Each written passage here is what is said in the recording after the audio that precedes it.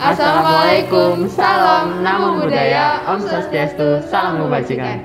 Halo teman-teman Gen Ki Ajar. Ketemu lagi dengan kami Widya Syahrini Putri, Alzina Dian Gustamelia, Dan saya Rizky Senjayawaji. Kami dari SMP Negeri 1 Lamongan yang menjadi salah satu perwakilan Provinsi Jawa Timur. Beberapa waktu terakhir, minat masyarakat untuk memulai bisnis meningkat pesat. Ada yang karena minat bisnis sejak awal, pun ada yang karena tuntutan keadaan. Dalam pandemi COVID-19, turunnya ekonomi masyarakat secara drastis bukan hal yang mengejutkan lagi. PHK, kehabisan modal, hingga kehilangan pelanggan. Pandemi memaksa orang untuk mulai berbisnis sendiri, lagi dan lagi. Dengan berbisnis, orang mendapatkan pundi-pundi uang untuk tetap bertahan hidup memenuhi kebutuhannya di masa pandemi seperti ini. Kebutuhan primer yang terdiri dari sandang, pangan, papan, serta kebutuhan sekunder yang meliputi kesehatan dan pendidikan harus terus diperjuangkan dari hari ke hari. Dengan situasi seperti sekarang, orang-orang harus berani keluar dari zona nyaman agar terus bisa bertumbuh. Karena kalau tidak mau bertumbuh, maka tinggal tunggu waktu akan jatuh. Ibu Fitria, pemilik industri rumahan pembuatan tempe di daerah Lamongan Kota. Sejak November 2020, ia mencoba mulai usahanya.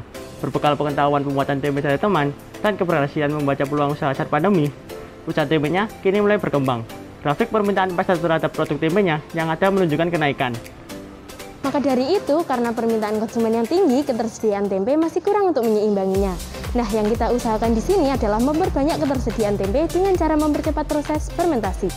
Untuk membuktikan dan menguatkan akar dari semua data itu, kita akan melakukan wawancara terhadap Ibu Fitria yang merupakan pemilik industri pembuatan tempe di Lamongan Kota. Assalamualaikum warahmatullahi wabarakatuh. Waalaikumsalam warahmatullahi wabarakatuh. Yang saya Ibu, mohon maaf mengganggu waktunya. Sebelumnya, perkenalkan, saya Widya. Saya Alzina Dian. Saya Rizky Haji. Kami dari SMP Negeri 1 Lamongan. Tujuan kami berada di sini adalah meminta izin untuk melakukan wawancara terkait industri tempe rumahan yang Ibu punya. Karena kami membutuhkan informasi berupa fakta untuk keperluan pengumpulan data dalam lomba. Jadi, apakah Ibu berkenan untuk menjawab beberapa pertanyaan dari kami terkait industri tempe tadi? Insya Allah, saya berkenan.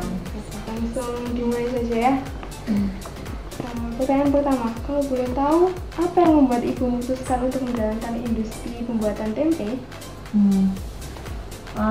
Ini ya Mbak, kalau tempe itu menurut saya sih nggak akan ada matinya ya, usaha yang akan terus berjalan. Karena itu tempe itu adalah makanan pokok pendamping dari ikan. Jadi insya Allah hampir setiap hari dibutuhkan sama masyarakat. Jadi bisnis ini bisa berkelanjutan sampai nanti. Sudah berapa lama Ibu menjalankan industri tempe ini? Kira-kira ya mungkin baru-baru aja ya, mungkin sekitar 9 bulan dari bulan November tahun lalu, tahun 2020.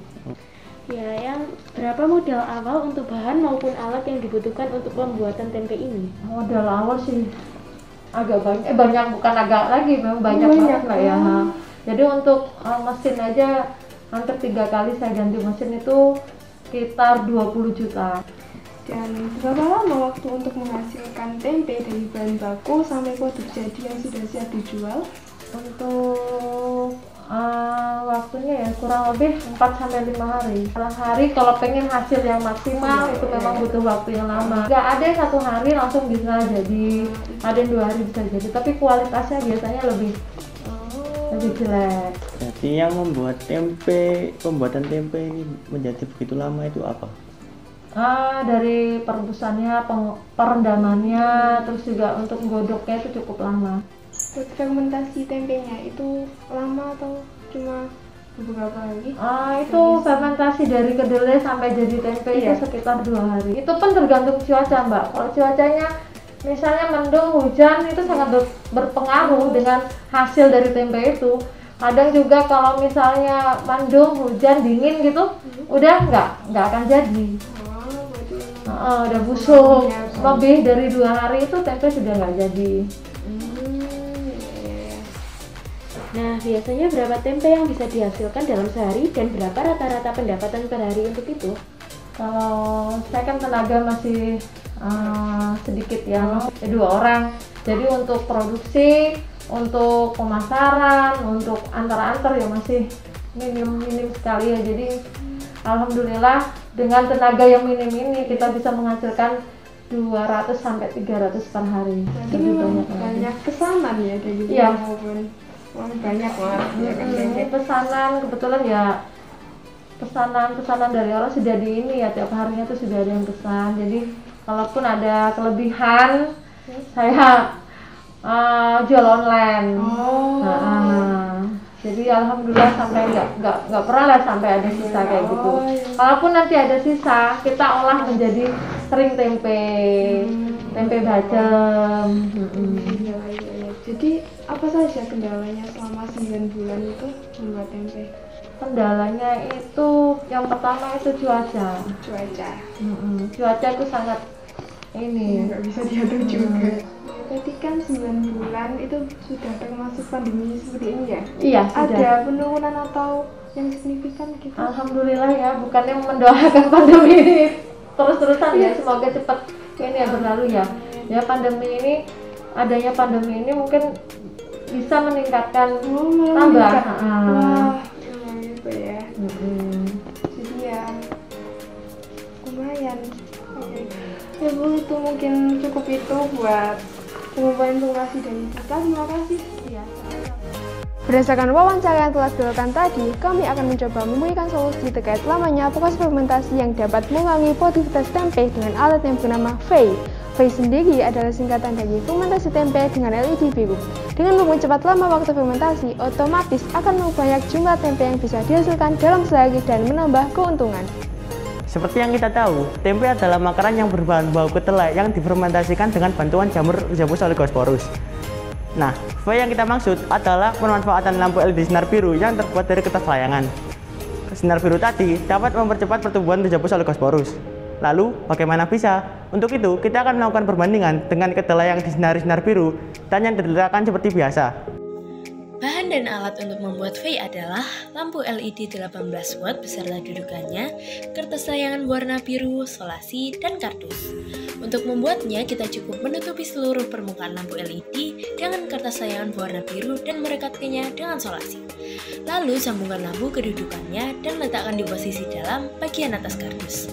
Selanjutnya, kita akan menggunakan tempe sebagai bahan uji coba. Di sini kami akan membuat perbandingan kedelai yang difermentasi dengan bantuan FEI dan kedelai yang difermentasi dengan kondisi biasa. Dapat kita lihat bersama bahwa fermentasi yang biasanya mencapai 30-50 jam menjadi hanya 27-30 jam dengan penggunaan FEI. Hal ini dikarenakan sinar biru pada FEI memiliki gelombang sepanjang 380-500 nanomikron yang akan diterima oleh kriptokrom dan diubah menjadi sinyal yang dapat mendorong proses pertumbuhan Rhizopus oligosporus lewat pembelahan mitosis dan perkembangbiakan generatif yang dilanjutkan ke fase vegetatif. Nah, hal ini yang bisa kita gunakan untuk menyelesaikan masalah tadi.